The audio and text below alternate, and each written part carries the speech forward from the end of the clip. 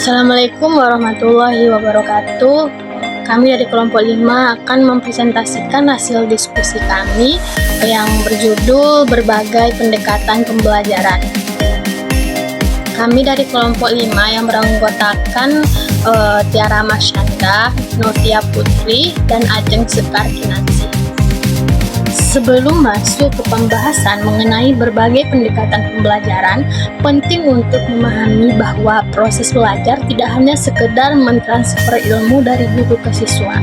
Pembelajaran yang efektif harus dirancang sedemikian rupa agar dapat membangun pemahaman yang mendalam, pengembangan keterampilan berpikir kritis, serta mendorong siswa untuk terlibat aktif dalam menemukan dan menerapkan pengetahuan mereka. Dalam dunia pendidikan, terdapat berbagai pendekatan pembelajaran yang dapat diterapkan sesuai dengan tujuan pembelajaran, karakteristik siswa, dan sifat materi yang diajarkan. Setiap pendekatan memiliki keunggulan dan tantangannya masing-masing, sehingga guru perlu memilih dan menyesuaikan metode yang paling sesuai agar proses belajar menjadi lebih efektif dan bermakna bagi siswa. Berikut adalah beberapa pendekatan pembelajaran yang dapat digunakan untuk meningkatkan kualitas proses belajar mengajar. Yang pertama, pendekatan konsep dan proses. Pendekatan konsep dan proses merupakan metode pembelajaran yang menitikberatkan pada pemahaman konsep secara mendalam, serta bagaimana konsep tersebut terbentuk melalui berbagai tahapan proses berpikir. Dalam pendekatan ini, siswa tidak hanya menerima informasi begitu saja, tetapi juga diajak untuk memahami alasan di balik suatu konsep dan bagaimana konsep tersebut dapat diterapkan dalam berbagai situasi. Misalnya, dalam pelajaran matematika, ketika membahas luas segitiga, siswa tidak langsung diberi rumus L sama dengan setengah alas dikali tinggi, tapi mereka diajak untuk mengeksplorasi bagaimana rumus ini berasal dari luas persegi panjang yang dibagi menjadi dua bagian. Dengan pendekatan ini, siswa tidak hanya menghafal rumus, tetapi memahami bagaimana rumus tersebut terbentuk dan bagaimana menggunakan dalam berbagai situasi, seperti menghitung luas atap rumah atau bahan pertanian yang berbentuk segitiga. Baiklah, saya akan melanjutkan materi yang dibacakan oleh rekan saya tadi. Pendekatan ini juga dapat diterapkan dalam mata pelajaran lain seperti sains, di mana siswa tidak hanya diajarkan tentang fotosintesis, tetapi juga diajarkan bagaimana proses pertumbuhannya terjadi di dalam eksperimen sederhana, seperti menanam tanaman di tempat gelap dan terang untuk melihat perbedaan pertumbuhannya. Dengan cara ini, siswa akan lebih memahami bahwa konsep-konsep dalam pembelajaran bukan hanya sekedar teori, tetapi juga memiliki aplikasi nyata dalam kehidupan sehari-hari. Yang kedua ada pendekatan deduktif dan induktif. Yang pertama ada pendekatan induktif. Pendekatan induktif adalah metode pembelajaran yang mengajak siswa untuk menemukan pola atau aturan berdasarkan pengalaman nyata atau contoh-contoh khusus yang diberikan terlebih dahulu. Pendekatan ini mendorong siswa untuk membagikan keterampilan berpikir kritis dan analitis dengan menyusun pola berpikir sendiri sebelum sampai pada kesimpulan umum. Sebagai contoh, dalam pembelajaran bahasa Indonesia, guru dapat memberikan beberapa kalimat yang mengandung kata kerja pasif seperti buku itu dibaca oleh Siti, rumah itu dibangun oleh ayah, surat itu dikirim oleh kakaknya. Dari contoh tersebut, siswa diajak untuk menemukan pola bahwa kalimat tersebut memiliki kesamaan dalam pola struktur kata kerja pasif, sehingga mereka dapat menyimpulkan bahwa kata kerja pasif umumnya menggunakan imbuhan di. Pendekatan ini efektif untuk membantu siswa memahami suatu konsep dengan lebih bermakna karena mereka mengalami sendiri proses berpikir dan menemukan pola, bukan hanya menerima informasi dari guru secara langsung. Yang kedua ada pendekatan deduktif.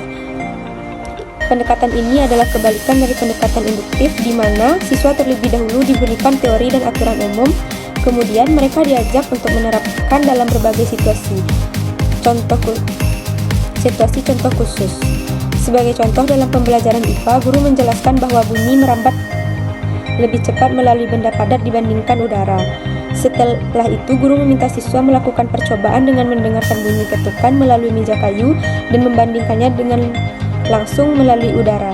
Siswa kemudian menyadari bahwa suara yang merambat melalui meja terdengar lebih jelas sesuai dengan teori yang dijelaskan sebelumnya. Pendekatan deduktif sangat efektif untuk materi yang sudah memiliki aturan dan teori yang jelas sehingga siswa dapat langsung menerapkan dalam berbagai teori. Yang C, ada pendekatan induktif-deduktif. Pendekatan ini merupakan kombinasi dari pendekatan induktif dan deduktif di mana siswa pertama-tama diberikan kesempatan untuk menemukan pola melalui pengalaman atau contoh, kemudian diperkuat dengan teori yang lebih luas dan akhirnya diterapkan kembali dalam situasi yang lebih kompleks. Selanjutnya akan dijelaskan oleh rekan-rekan. Begini dalam contoh pembelajaran ekonomi, siswa pertama diajak untuk memahami perubahan harga barang di pasar untuk mencatat ketika permintaan meningkat, harga cenderung naik, dan sebaliknya. Setelah mengalami fenomena ini, guru kemudian menjelaskan teori hukum permintaan dan penawaran yang menjelaskan fenomena tersebut secara meluas. Setelah itu, siswa diminta untuk menerapkan teori tersebut dalam menganalisis kasus-kasus ekonomi lainnya. Selanjutnya, pendekatan ini sangat baik untuk membangun pemahaman yang lebih mendalam karena siswa dapat melihat keterkaitan teori ekonomi dengan sekitarnya. 3. Pendekatan ekspositori dan heuritis. Pendekatan ekspositori itu pendekatan ekspositori adalah metode pembelajaran digunakan oleh guru sebagai sumber utama informasi dan siswa menerima materi secara langsung untuk melalui penjelasan guru. Pendekatan ini sering digunakan dalam pembelajaran yang membutuhkan pemahaman yang cepat terhadap fakta konsep yang sudah jelas. Misalnya pembelajaran sejarah. Guru dapat menjelaskan secara sistematis tentang peristiwa proklamasi kemerdekaan di Indonesia, mulai dari latar belakang, tokoh-tokoh yang terlibat, hingga dampak terhadap bangsa Indonesia. Kelebihan pendekatan ini adalah informasi dapat disampaikan dengan cepat kepada siswa dapat memperoleh pemahaman yang lebih mendalam. Namun kekurangannya siswa adalah cenderung pasif dan kurangnya memiliki kesempatan untuk mengeksplorasi pemahaman sendiri. B. Pendekatan heuristik. Pendekatan heuristik adalah metode pembelajaran yang mendorong siswa untuk aktif menentukan jawaban atau menyelesaikan masalah melalui eksplorasi, berpikir kritis, dan investigasi. Sebagai contoh, dalam pembelajaran matematika, guru dapat memberikan sebuah masalah kompleks seperti menghitung luas dan lahan bentuk yang tidak beraturan tanpa memberikan rumus secara langsung. Siswa kemudian diminta untuk mencari cara sendiri untuk menyelesaikan masalah ini, misalnya dengan membagi bentuk tidak teratur menjadi beberapa bagian yang lebih sederhana, seperti segitiga yang tidak sama panjang, lalu menghitung luas masing-masing bagian. Pendekatan ini melatih siswa untuk berpikir mandiri dan lebih memahami konsep karena mereka menemukan sendiri solusinya, bukan hanya menerima jawaban dari guru. 4. Pendekatan kecerdasan. Pendekatan ini menyesuaikan metode pembelajaran dengan jenis kecerdasan yang dimiliki oleh seorang siswa. Misalnya, siswa dengan kecerdasan kinestetik lebih memahami konsep fisika melalui percobaan secara langsung dibandingkan dengan membaca buku atau teori. Siswa dengan kecerdasan visual akan lebih mudah memahami konsep geometri jika menggunakan gambar atau diagram. Dengan memahami kecerdasan siswa, guru dapat menciptakan pembelajaran yang lebih efektif dan menarik bagi setiap siswa. Sekian yang dapat saya sampaikan. Terima kasih. Pendekatan yang kelima adalah pendekatan kontekstual. Pendekatan ini menghubungkan materi dengan kehidupan nyata siswa sehingga mereka dapat memahami kegunaan dari apa yang mereka pelajari. Misalnya, dalam pembelajaran bahasa Inggris, siswa diminta untuk berlatih berbicara dengan berpura-pura menjadi pelanggan dan kasir di sebuah toko. Dengan cara ini, mereka dapat memahami bahwa belajar bahasa Inggris memiliki manfaat praktis dalam kehidupan sehari-hari.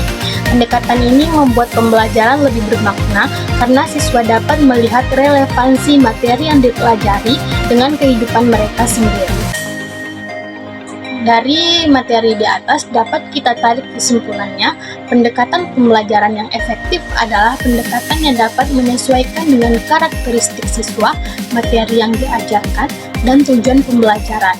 Dengan menggabungkan berbagai pendekatan, guru dapat menciptakan pengalaman belajar yang lebih kaya, menarik, dan bermakna bagi siswa. Sekian presentasi dari kami. Kalau ada salah, mohon maaf. Assalamualaikum warahmatullahi wabarakatuh.